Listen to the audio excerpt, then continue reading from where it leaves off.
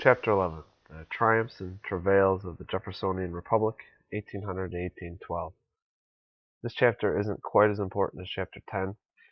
Chapter 10, you'll remember, deals with the Washington and Adams administration, but the Jefferson administration, lots of stuff happened between 1801 and 1812, including Louisiana Purchase, the lead into the War of 1812, and various economic stuff that happened as well. So it's definitely one of the heavier tested chapters in the book, so make sure that you know it backwards and forwards. Okay, so Thomas Jefferson, as I have written here, is a DNA proven, slave raping, child selling, lying, flip flopping, unconstitutional plagiarist. Never been a big fan of Thomas Jefferson. Here's my evidence. He is proven to have fathered several kids, perhaps upwards of 6 kids, with his slave Sally Hemings. Now, he denied that, so he's a liar. What happens to Sally Hemings after his death is somewhat controversial and unknown, but we do know that she really wasn't in any position to stop his advances, and although that many of his children went on and acted as they were whites in the white community, a few of the darker skinned ones remained as slaves on his plantation, and after he was dead, his will disposed of his property, including his slaves, so including his own children that he sold. We're going to have flip-flopping. We're going to talk about his stance on various constitutional issues, where he would proclaim to be a states' rights type of guy, to be anti-federal government, to be anti-Hamiltonian financial plan, and then as soon as he becomes president, he completely flip-flops and embraces all of these things. That's where I also have unconstitutional, although the Louisiana Purchase was a wonderful thing for the United States. There's in no way, shape, or form is it even remotely constitutional.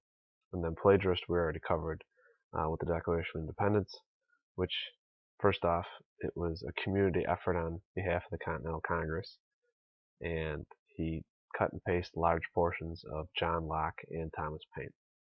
So this picture here, the philosophic cock, is a fitting name for Thomas Jefferson. And you can see here the black hen representing Sally Hemings.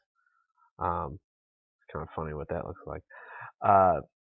They're talking. This is an actual picture from your book. Oddly enough, a little off-color humor from the pageant, and it was put out by James Callender. And you may remember that James Callender was actually initially hired by Thomas Jefferson to mudsling at John Adams during the election of 1800.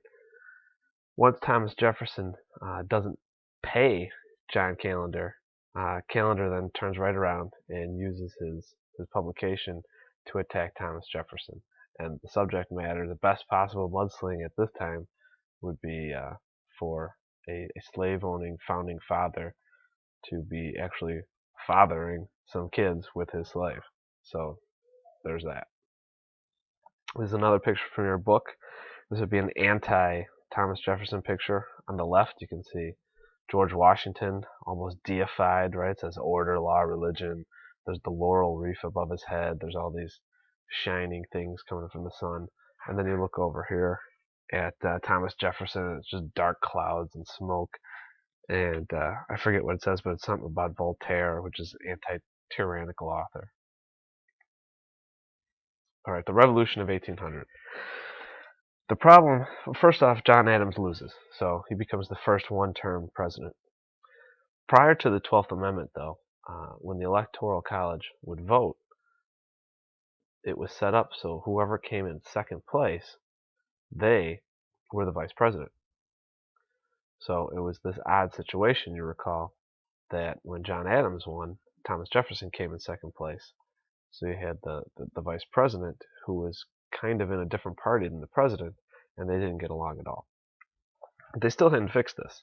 And so what happens is Aaron Burr, who was Thomas Jefferson's running mate, actually receives the same number of electoral votes as Thomas Jefferson, because people were just voting for the Jefferson ticket. The problem is Aaron Burr gets greedy, and so he doesn't step down. He doesn't say, all right, Thomas Jefferson's the guy. He just kind of stays silent and like, I may actually win this. So according to the Constitution, a tie, so whenever somebody does not get a majority vote, and a tie would conclude or constitute that, you remember it goes to the House of Representatives. Now the House of Representatives was controlled by the Federalists at the time, who were very salty for losing the election and absolutely despised Thomas Jefferson. Luckily for Thomas Jefferson, they despised Aaron Burr even more so. So after a long, lengthy negotiation, and they were hoping that TJ would be slightly more moderate than Aaron Burr, then they voted in favor of Thomas Jefferson. Now it's called Thomas Jefferson calls it the Revolution of 1800. And what he meant is a return to the ideals of 1776. We're pushing more of an egalitarian states' rights, small government type of philosophy that his administration would champion. Historians view it as a revolution of 1800 in a different way. This was the first time where you had a completely different party and who lost, or who won, I should say, and the party who was the losing party peacefully gives up power on the basis of an election. Now nowadays, that's nothing new, right? In 2008, the Republicans lost the White House, and the Democrats won it. In 2000, the Democrats lost the White House, and they didn't so peaceably give it up. There's that whole Bush-Gore thing. But there's this long tradition in American history and a lot of other democratic countries where the party that loses, they peaceably give up power if they lose an election. In 1800, there was no historical world precedent for that. Here's the election returns here, and you can see we're already starting to have a kind of sectional differences in the voting. The Federalists, they've always been strong in the New England area, and in the South, they all vote for Jefferson.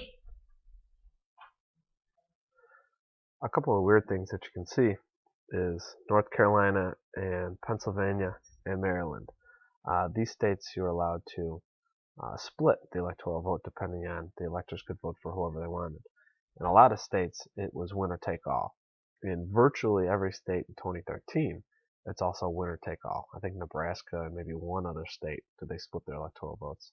As you can see here, the tie that happens between Jefferson and Burr. Now, here's the first thing about Thomas Jefferson.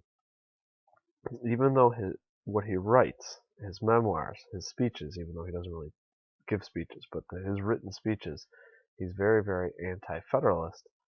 In reality, the actions that he takes oftentimes are very federalist. And so the first instance is he becomes president, and he fires almost nobody. And this surprised a lot of people because, to the victor go the spoils. Modern politicians, once they enter office, they fire all the old guys, they hire all their buddies. And if you help a guy get elected, there's a great chance that you're going to get a patronage position upon him entering office. That's obviously how the Chicago machine works, and that's also how a lot of federal positions work as well. In addition to that, remember, Jefferson kind of forms this new political party, the Democratic Republicans, because of how much he hated, how much he despised, how much he disagreed with Alexander Hamilton's financial programs. Now, the ironic thing is, he only actually gets rid of one of Hamilton's programs, and that being the excise tax, which it seems kind of the most mundane, the most kind of minuscule of those programs. So there's a little bit of the hypocritical flip-flopping already by Thomas Jefferson. Now this is just cool. This is something that Thomas Jefferson, I don't know if he bought this or invented it or what, but it's a way of it's like an early Xerox machine where you hold on to this pen here, and then it's attached to this other pen, and as he writes, it does the exact same thing on this other piece of paper. So it's kind of like those weirdos that dance with the bar full attached to their hands and feet, and there's like 3 or 4 guys on either side, and every move he makes, then all the dummies on either side of him do it as well. When Thomas Jefferson would write, he would write the exact same letter to the right. So it was a way that he could always retain a copy of a letter for himself um, after he had sent a letter to someone else. All right, the Judiciary Act of 1801. So, was it a chapter or two ago where I talked about the Judiciary Act of 1789, um, which creates the initial federal court system. Well, the Judiciary Act of 1881 expands on that. And you remember that the Constitution dictates that any courts outside of the Supreme Court are, to be controlled by the legislative branch. And so, as America was expanding, there was a need for more judges. So this act creates 16 new federal judgeships and other judicial offices.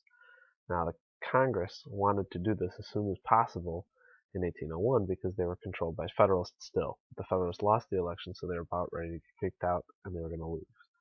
They were going to leave. Now, remember who appoints judges, federal judges? The president. And who was the president? Federalist John Adams. So if you want the judicial branch to be controlled by your political party, they needed to hurry up and create judge spots and then appoint them prior to this. This brings us to the midnight judges. Adams signs the commissions of these guys up until the last day in office.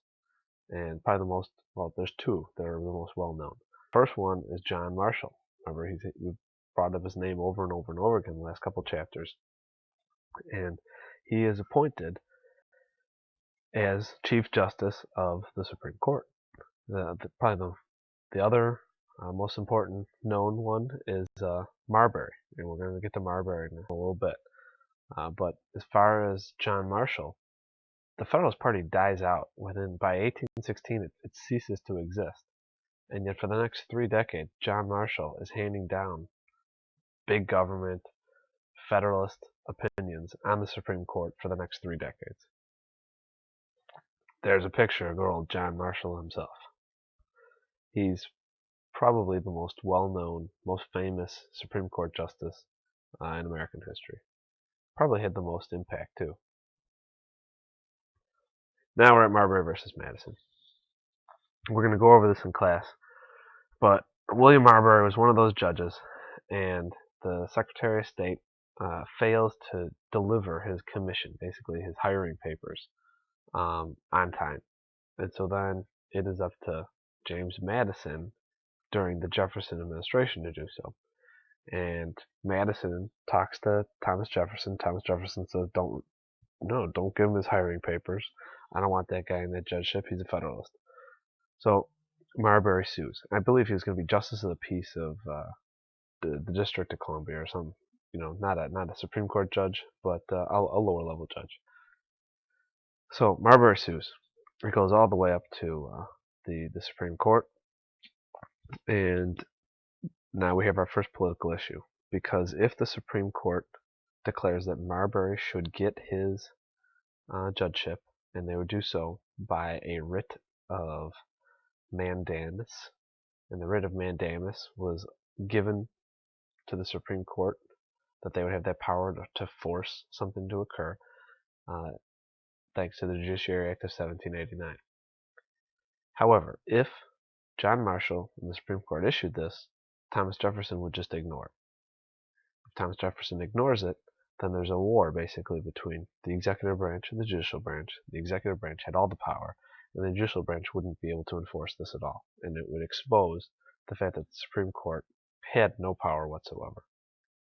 So here's what John Marshall does. He says that the Constitution is silent on writs of mandamus for the Supreme Court. As such, they don't have that power. You can't give one of the branches a power that they don't have, because that would then take away from another branch that has that power. That other branch would have to be the legislative branch. And so the Judiciary Act of 1789 unfairly gives the Supreme Court that power at its own detriment.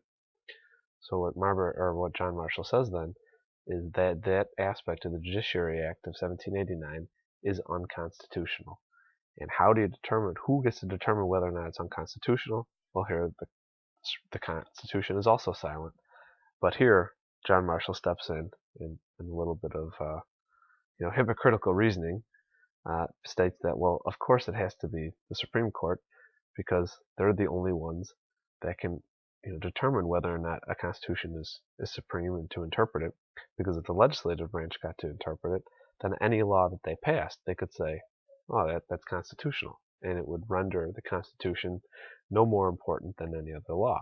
And thanks to the Supremacy Clause, that's just not the case.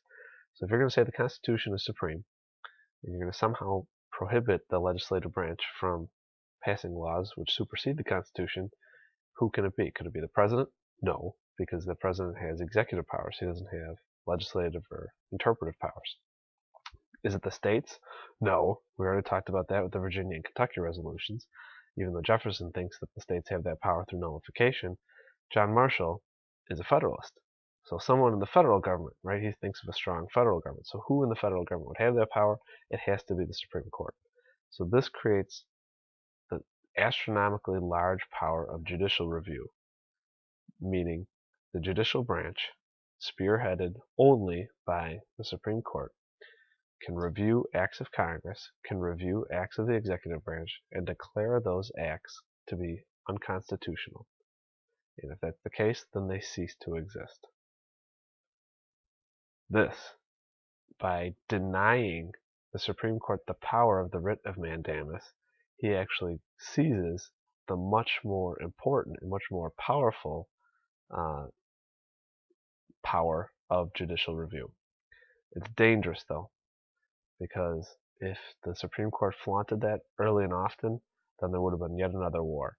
And so what the Supreme Court does is they don't use it again for another 54 years until they get to the infamous Dred Scott decision, which is one of the worst opinions in Supreme Court history, which we'll talk about that before. At the end of the day, sucks for Marbury, good for the Supreme Court. Then we get to the Barbary Pirates. Arg. Okay, so those Muslim pirates there in the Barbary states, which would be Morocco, Algeria, Tunisia, and Tripoli, for hundreds of years, they have been kidnapping Mediterranean vessels and enslaving the poor Christians. They become janissaries and stuff like that. Well, they start doing it to Americans. And frankly, we didn't have the money to bribe them, and so they start just seizing our stuff. And the most famous battle of this was the Battle of Tripoli. And it involves a guy by the name of Stephen Decatur and the USS. And what happens? Well, the Tripolitans steal the USS Philadelphia, and they're about ready to use it against our own boats. 24-year-old Stephen Decatur, U.S. naval officer, he and his crew, and I think you can see him here, I think that's them, they basically they sneak onto the ship and they torch it. So they burn their own vessel so that those North African pirates are not allowed to use it. So it's considered to be a great early naval victory for the U.S. government in burning their own ship. Way to go. Okay, the Louisiana Purchase, one of the most climactic events in American history that has nothing to do with any type of military activity. And it was, by far, is one of the most important things ever to happen to America if you think about the ramifications of it. The problem is that whole New Orleans. Remember, it had been bouncing between Spain and France for a long time, and we were having problems. Our farmers were shipping goods down the Mississippi River, and sometimes they would be allowed to leave into the Gulf. Sometimes they would not. Sometimes they would be allowed to store their stuff in warehouses in New Orleans. Sometimes they weren't, and it was getting to be a pain in the neck. So Thomas Jefferson sends James Monroe and Robert Livingston in 1803 to Paris to try and buy the city of New Orleans, as much land to the east, because remember there's the disputed Florida territory, to buy as much of that as possible for $10 million. But the key was to purchase New Orleans so that we could have the entire length of the Mississippi River into the Gulf of Mexico. At the same time, Napoleon, who's in charge in France, is having big time problems in the New World. He's engaged in this huge world war in Europe, in Africa, in Asia, and right in the midst of that, Haiti, which is a French colony, revolts.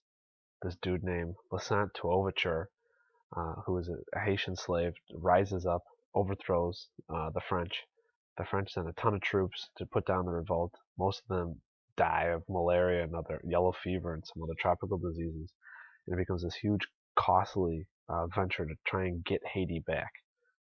Napoleon is losing in the New World, and he keeps sucking away money, sucking away soldiers that he needs to fight the World War in Europe, Africa, and Asia. So right around the time he's getting fed up with all this, who shows up at his doorstep but Monroe and Livingston? So Napoleon suddenly decides, why don't we just sell it all? And so he demands $15 million for not only New Orleans, but the entire territory of Louisiana, which is entirely to the west. This land actually doubles the size of America as of that day. However, here's the problem for Thomas Jefferson. Nowhere in the Constitution is the President authorized to negotiate treaties which incorporate a huge new expanse into the Union. It just says that he has the ability to negotiate treaties. But when you're taking this much territory, just getting it for the country, one of the problems is the people who live in that country already. So in the Louisiana Territory is a bunch of Frenchies, and a bunch of Indians, and some Spaniards. So they just automatically become Americans. Remember, we have all these immigrant laws and citizenship laws. So what happens to these people? In addition to that, the president just doesn't have that type of power. If you read Article 2, it just doesn't give him that type of power. And as we talked about before, Thomas Jefferson is something called a strict constructionist. He is against the federal government having a lot of power. He believes the states should have a lot of power. And under the doctrine of strict constructionism, the federal government only has the power that's specifically laid out in the Constitution. He was completely against a broad interpretation, a loose interpretation, an elastic interpretation of the Constitution. He wants if the Constitution grants the president the power to increase land, he would demand to see where does it say the president has the power to increase land. And that's what he argued throughout the entire Washington and Adams administration, that George Washington, that John Adams, that Alexander Hamilton were wildly expanding the powers of the federal government um, by using stuff that doesn't exist in the Constitution. All that Hamilton financial program stuff uh, just isn't in the Constitution, and all Thomas Jefferson did was bitch, bitch, bitch, bitch, bitch about it. Well, now what does he do? He does something even bigger for the federal government, is he doubles the size of it. It includes thousands of new people. So Jefferson submits these treaties to Congress. Remember, Congress always has to approve the treaties. But at the same time, he's telling all his friends behind closed doors that what he was doing was unconstitutional. So there you go. The flip-flopper strikes again. There's Toussaint Louverture, the Haitian revolutionary.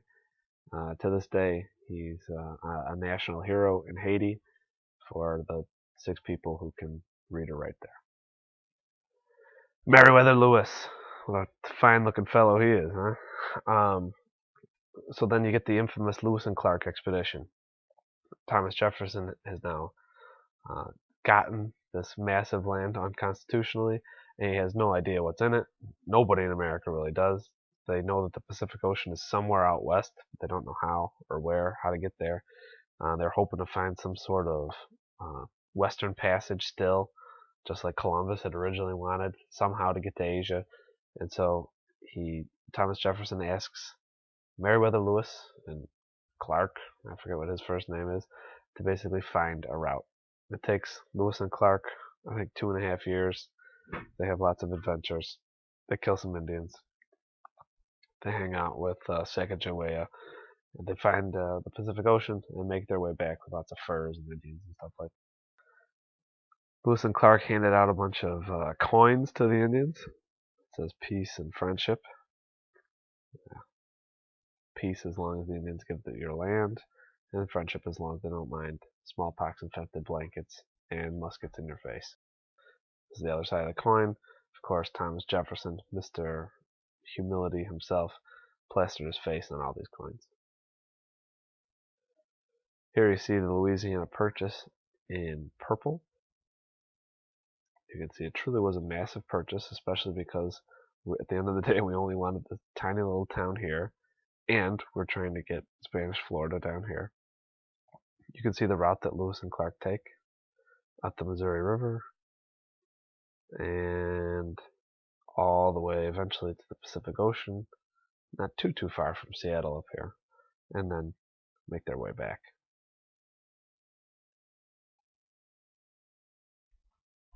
The Aaron Burr conspiracies.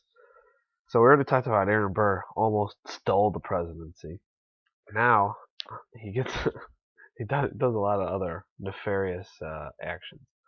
So he's such a jerk that Jefferson, when he runs for a second term, gives Aaron Burr the boot. So he gets kicked from the cabinet. What does Aaron Burr do? Well, he goes to New England and he plots with the Federalists to try and secede from the Union. So actually, New England was loosely discussing the prospects of leaving the Union because they hated Jeffersonian so much. Alexander Hamilton, our guy. Mr. Federalist himself, though, absolutely hates Aaron Burr. Alexander Hamilton, even though he was kind of a British spy, loved America and didn't, even though he was a hardcore Federalist, didn't want to see the Union busted up. So he finds out about this and he exposes Aaron Burr in the press for it, and that stops the conspiracy. Burr, of course, flies off the deep end, challenges Hamilton to a duel, and as you remember from Founding Brothers, kills Alexander Hamilton, which sucked because Alexander Hamilton was the man. So a disgraced Aaron Burr then flees to the Louisiana Territory. And what he does then is he meets up with the military governor, who's this sketchy dude out in Louisiana, and he basically tries the exact same thing. And he schemes with this governor to secede from the east this time, so that the Louisiana Territory would form its own country. And he also plotted on invading Spanish-controlled Mexico so that they could get the whole southwest region and the Pacific coast. This plot also was foiled. Nobody just exposed him in the press. He's actually arrested this time, and he's tried for treason. He is in one of the earliest treason trials. He's narrowly acquitted. In my opinion, he should have been convicted, but they required 2 witnesses, and apparently there was only 1 witness to the treason. And so he's acquitted, and he flees to Europe, where he spends the rest of his days, probably plotting the secession of Hungary from Austria or some crap like that. We have this section of the chapter is called A Precarious Neutrality. The British, they start up the same tactics they were doing during the Washington administration prior to Jay's Treaty, and they start impressing U.S. sailors. Between 1808 and 1811, they steal a bunch of ships and they basically kidnap or conscript over 6,000 U.S. sailors. That's a massive number. You can imagine if another country abducted 6,000 Americans, we would go nuts. Right? I mean, we go nuts during the Iran hostage crisis, and that was in the dozens of hostages. And here we're talking 6,000 U.S. sailors. Another thing the British do is, in the process of all this impressment and whatnot, they claimed that there were 4 deserters on this U.S. ship narrowly off the coast of Virginia. And they demanded that those deserters be handed over. When the captain of the ship refused to turn them over, the British warship attacks the U.S. ship and doesn't sink it, but basically blows the crap out of it until the American ship is forced to give up. The British drag those 4 guys off and sail off into the distance. It becomes a huge international dispute and really pisses off America. So what does our fearless leader Thomas Jefferson do? Does he invade Britain? No, he makes an embargo. He makes an embargo against our most important trading partner, where we got basically all of our money. So here's the Embargo Act of 1807. It forbade the export of all goods from the United States, whether in American or foreign ships. Thomas Jefferson called it peaceful coercion. The problem is it hurts America far more than it hurts Great Britain, especially in New England, because, well, I mean, they made all of their money really off of the merchants. Well, with an embargo, there are no merchants. Meanwhile, in the South, they're growing cotton and tobacco, but now they have nobody to sell it to. Some detractors of this embargo act, they moved around the letters of embargo and called it the Oh Grab Me Act. And here's a very, very famous political cartoon. You see it on AP tests all the time. It's a picture of a snapping turtle, and it has her biting this guy, and I don't know what this guy's doing, but he's saying, and notice how they swore even back then, and yet they censored their swears. It says, "Damn it, how he nicks him." And then here's this guy who's trying to, he's apparently a merchant, right? He's on his way, and he's saying, "Oh, this cursed oh grab." So that was apparently a highbrow comedy back then. But this political cartoon, you see it all the time. So make sure that you know it relates to the Embargo Act of 1807, and they moved around the letters to state, "Oh, grab me." So the American economy goes into the tank, and Thomas Jefferson's second term is looking far worse than his first term, just like George Washington's second term looked far worse than his first term, and pretty much just like every president's second term goes, very poorly compared to their first term. I'm sure Barack Obama would agree with me.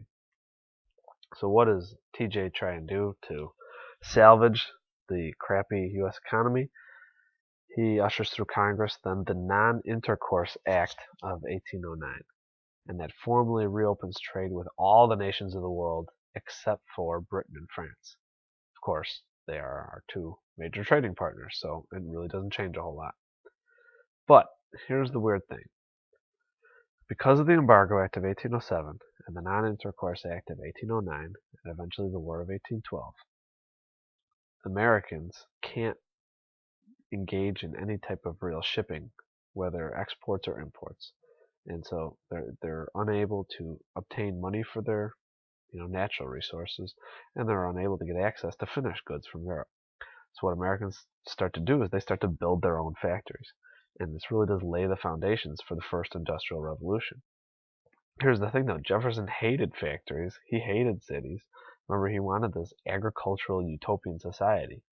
So the ironic thing is that even though Alexander Hamilton loved factories, loved cities, wanted to create an industrial revolution in the United States, it actually was Jefferson who probably does more to foster, to father American industry than Alexander Hamilton does. Way to go, TJ. Thomas Jefferson declares himself retired after 2 terms, follows Washington's lead, and goes off to Monticello to live in retirement and blissful rape with his slave Sally Hemings. James Madison, his lackey, remember the guy that flip-flopped from who used to be a Federalist, now is a Democratic Republican, he becomes president. And under James Madison, he's in his hands, he has this giant pile of crap that's the American economy, and he has France that's stealing American stuff, and he has Britain that's stealing American stuff. So he ushers through Macon's Bill number 2. It's an odd name for a law, but it reopens trade with the entire world, including Britain or France. But for Britain and France, there's some restrictions. It says that if either Britain or France repeals its commercial restrictions on the United States, then America will restore its embargo against the other guy. So France, who had far less sea power than Britain, remember they have just a big army in continental Europe, they agree. Britain is kind of pissed off about this, and they realize that they have the vast majority of the sea power, and so they don't agree. So they don't repeal their commercial restrictions. So we kind of give them some time. We give them a month. We give them 2 months. We give them 3 months. And Britain kind of forces our hand. And the U.S. is forced then to not have an embargo against France, but to have an embargo versus Britain, which just renews Britain's actions against us, both commercially and impressment, stealing all our stuff. This is a political cartoon of Britain and France. Here you can see Britain. Here you can see France. And they are carving up the world between them. This is the start of the great land grab of the 1800s, where Britain and France, to a lesser degree, Germany and Belgium, basically grab as much land in Africa and Asia as possible. And that leads to several colonial issues that arise during the 20th century and some baggage that still is in the world today. Tecumseh and the Prophet. We have this new generation of U.S. politicians, a lot of them from the South, being from west of the Appalachian Mountains now, and they're called the Warhawks. And they're called the Warhawks because they're a very vocal, aggressive uh, type of politician, almost like the Tea Partiers today, but they, for totally different philosophical underpinnings. These Warhawks, they wanted to make a name for themselves. The older guys in Congress were the ones from the Revolutionary generation, and they had a ton of street cred because of the Revolutionary War. These young guys, though, would have been kids during the Revolutionary War, so in order to make a name for themselves, they needed themselves a war. So they were extremely pissed off at the impressment of sailors. They're pissed off about the British commercial restrictions. They wanted, remember, a lot of these guys are from the West, so they wanted to wipe out a renewed Indian threat that was, slowly starting to form in the West. And they had their eye on Canada. They started to claim that the British, who they hated, were arming Indians out west and giving them food and giving them sanctuary and stuff like that. Now here's the deal. They were right. The British in Canada actually were supporting the Indians because the British, they're no dummies. If we're having trouble out west, then we can't focus on them out east. So two Indian brothers, they're from the Shawnee tribe, Tecumseh and his brother, who goes by the name the Prophet. And the Prophet apparently saw visions and stuff like that. They forge an Indian alliance. So not just Shawnee Indians, but they try and form an alliance of all the tribes east of the Mississippi. And to a lesser extent, they're pretty successful. They get a lot of pan-Indian groups together. And the Prophet, of course, claims that the only way that the Indians are going to succeed is if they give up all of their Western civilization taint. So they give up textile clothing. They start wearing animal skins again. They give up the English language. They give up any type of stuff that they learned from the white man. They just throw away and they go hardcore Indian. It's like the old saying from Coach Suter. They commit to the Indian in a very real way. And the big thing is they vow never to cede any more land to the whites for any reason. Well, if you're America and you want to move west, you have a big problem with this. So, Commander William Henry Harrison in 1811 gets himself an army and he attacks Tecumseh's headquarters in Indiana. That's a misprint there. This should say Indiana. And you have what's called the Battle of Tippecanoe. William Henry Harrison wins decisively, burns it down, and this makes William Henry Harrison a national hero. It discredits the Prophet, and it forces Tecumseh into just an outright alliance with the British, which kind of proves to the Warhawks that indeed the British were on the side of the Indians and supported the Indians. So this becomes one of the major causes for the War of 1812.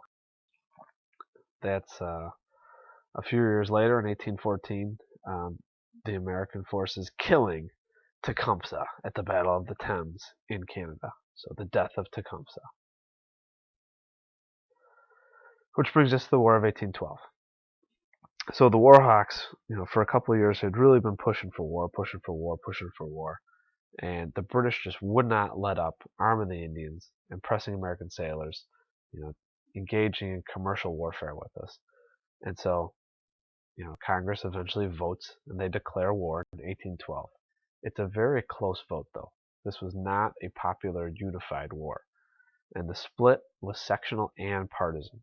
So the South and the West supported the war. Remember, the South was pro-France, the West was war hawks. The Federalists in New England hated the war because, first off, remember, they were fans with the British, and they were actually fearful of acquiring Canada because they thought that, that Canada was filled with just farmland. There weren't a whole lot of cities. And so they thought that this would provide more and more votes in the House of Representatives and more votes in the Senate for the Democratic Republicans, for the Jeffersonians, because remember, those were the agricultural guys, and the Federalists in 1812 knew that their political party was in dire straits. In fact, they only had about 4 more years before they were dead anyway. So really, for political reasons, and because they kind of just naturally sided more with Britain, they opposed the war. And so what do they do during the war? Is they actually, merchants in New England, they smuggle goods and they actually send supplies to the British who were fighting America in a declared war versus Britain. So that was fairly treasonous. And the New England governors also refused to allow their state militias to leave the boundaries of their own state. So, once the invasion of Canada happens and then the counterattack, it really becomes problematic for America because they aren't able to use their entire military supply in a very coordinated action because the governors were just kind of keeping their militias within their borders for safekeeping. And this is just a political cartoon talking about the fight over the War of 1812 and how there's not a whole lot of unity and how the guys from the South and the North are kind of pulling apart the pillars of our government. And you can see here, united we stand, divided we fall. And here's our last slide. You can see 1791 is when Toussaint Louverture launches the Haitian Revolution. 1800, Jefferson wins. The Judiciary Act of 1801, the naval war with Tripoli. The Judiciary Act of 1801 is repealed. The Jeffersonians wanted to get rid of that as soon as possible because of all the Federalist judges. You get 1803 is a huge year. Marbury versus Madison, probably the biggest Supreme Court case of all time, and the Louisiana Purchase, possibly the most important non-military event in American history.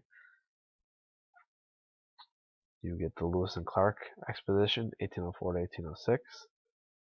You get Burr Treason Trial, 1806, the Chesapeake Affair and the Embargo Act, or the Oh Grab Me Act. Madison elected president in 1808. Get the Non-Intercourse Act, replacing the Embargo Act. Macon's Bill No. 2 in 1810. And the Battle of Tippecanoe in 1811. The War Hawks forced the United States to declare war on Britain in 1812.